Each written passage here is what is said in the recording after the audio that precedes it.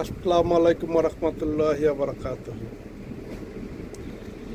একটা সময় যখন ছোটবেলা ছিলাম তখন দেখতাম মুরব্বীরা বা যুবকেরা যখন হজ করার উদ্দেশ্যে যেত, যাওয়ার আগে যারা দেনা পাওনা ছিল তাদেরকে ডাইকাই নেয় বা তাদের বাসায় গিয়া দেনা পাওনা পরিশোধ কইরা তাদের কাছে মাপ চাইতো এবং আত্মীয় স্বজনের প্রতিটা বাড়িতে যায় যদি কথাবার্তাতে বা কোনো ব্যাপারে দুঃখ কষ্ট পাইতো, তারা কিন্তু খাস দিলে ক্ষমা চায়া আসতো।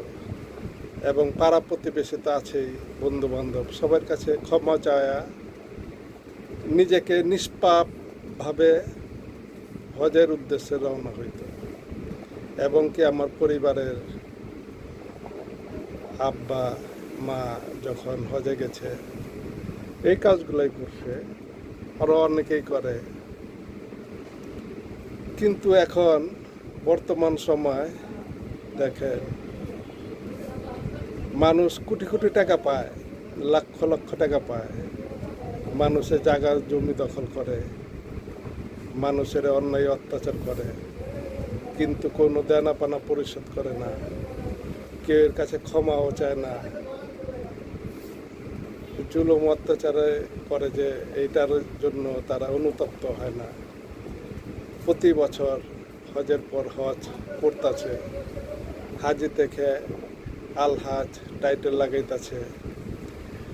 আজও কি তাদের হজ কি কবুল হবে না হবে না, এটা একমাত্র আল্লাহ জানে।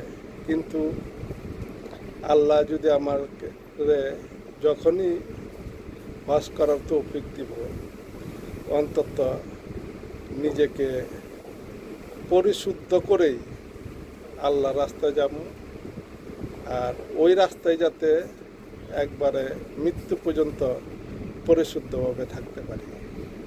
জানি না আপনাদের মতামত কি, আপনারা সবাইকে জানাইবেন, সবাই আমারে জানাইবেন যে ঋণ রেখা হজ করা বা হজে যাওয়া কতটুকু ফজিলত বা ফজিলত না।